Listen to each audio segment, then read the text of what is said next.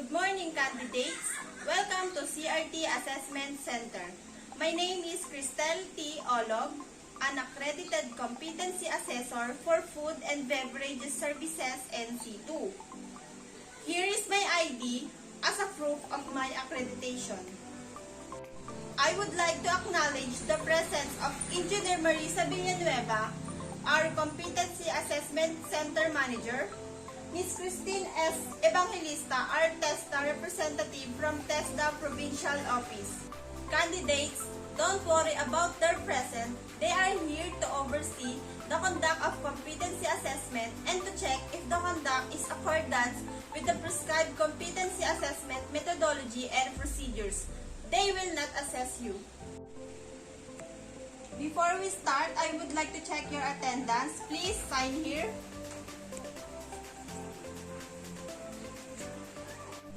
As I call your name, kindly submit your admission slip. Mr. Jerwin Santos, Miss Kate Ann Hulaton, Miss Kate Ann Hulaton, I have noticed that your feature in the admission slips and your application form are different. Can you give me a similar picture? Okay, thank you. I have here with me your accomplished application form and self-assessment guide. This is an indication that you know and can perform all the units of competency enumerated in this qualification. Today, I am going to administer a competency assessment for Food and Beverages Services NC2, which is composed of basic, common, and core competencies. To determine your knowledge and skills and attitudes for this qualification, you will be assessed through written exam, demonstration, and oral questioning. Food and Beverages Services NC2 has full qualification where you are required to perform the following tasks: 10 table napkin folding, table setup, welcoming the guests. The result of the assessment can be either you are competent or not yet competent. If you have doubt about the result of the assessment or you are satisfying with it, you can make an appeal. All you have to do is to write indicating the name of the assessor, name of the assessment center, date of assessment, nature of complaint, sign it, and submit to the TESDA Provincial Office where the assessor and assessment center is accredited. However, rest assured that the result of your assessment shall be treated with strict confidentiality. This is to ensure your integrity. The result will be available for authorized. In regards to this, I request you candidates to refrain from giving away any form of information regarding the assessment process. If you have difficulty reading or understanding the given instruction, do not hesitate to inform me so I can read it or translate it for you. Does anyone here who is not feeling well? None, ma'am. Okay, for any other concern, just let me know so we can make necessary adjustment. Do you have any question? None, ma'am. Okay. In this center, we have different areas. In this room is for written exam and oral questioning. Just outside is the waiting area. At the end of the hallway is our canteen where you can take your meals during break. Next to it is our comfort room. For the demonstration, you are to perform them in the next to this. Everything clear? Once the assessment has started, please refrain from asking questions. It is no longer allowed.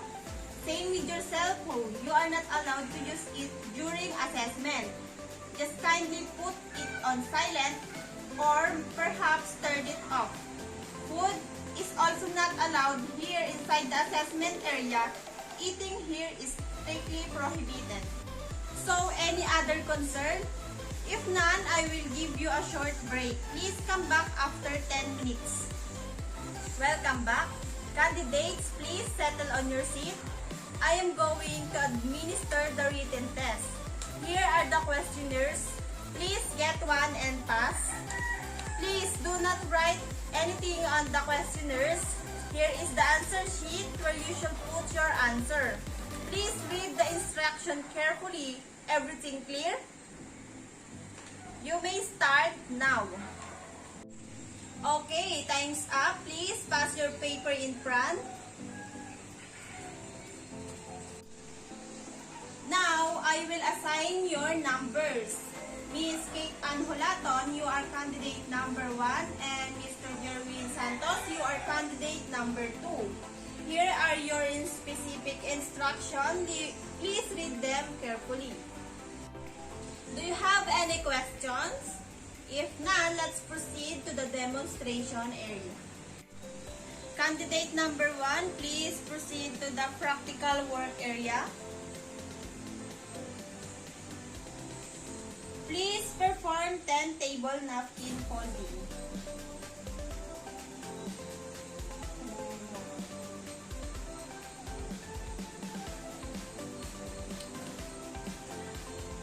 Okay, can you call candidate number 2? Okay, candidate number 2, please perform 10 table napkin folding.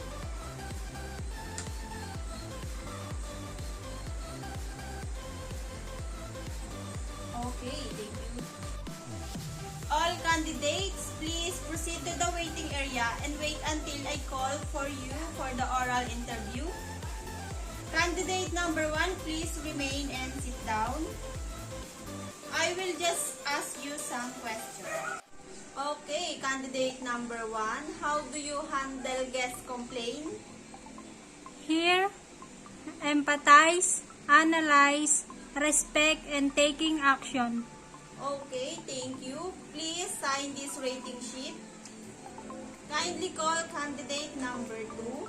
Candidate number 2, relax, you are done with the demonstration. I will just ask you some questions.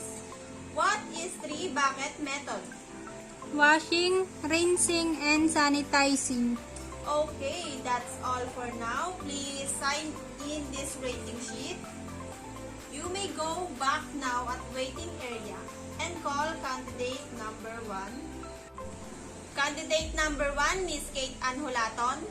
You listen and obey instruction carefully. That's why you managed to perform each task within the allotted time. You were able to perform 10 table napkin folding, table setup, and oral questioning, which I am glad that you still managed before the given time, and I quite observed that you were nervous during the oral questioning. Nonetheless, you have achieved the required score in your written exam. Because of those, you have complied within the standard requirement of the qualification.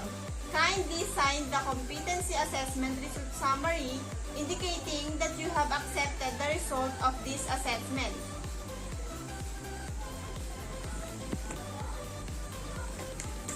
Thank you. Please proceed to the waiting area again and wait for the cards release.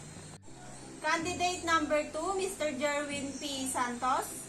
Based on your demonstration, I have seen that you really know the 10 table napkin folding and your written exam is also good. However, you had troubles in the table setup. Based on the result of my observation, you did not perform the task within the standard requirement of the qualifications. But don't worry, you can be reassessed again. Just practice more on the tasks that you need to improve, and when you're ready, just coordinate here at the assessment center for our next schedule. And don't worry, you will only be reassessed on the part of the activity that you did not complete successfully. Kindly sign the competency assessment result summary indicating that you have accepted the result of this assessment.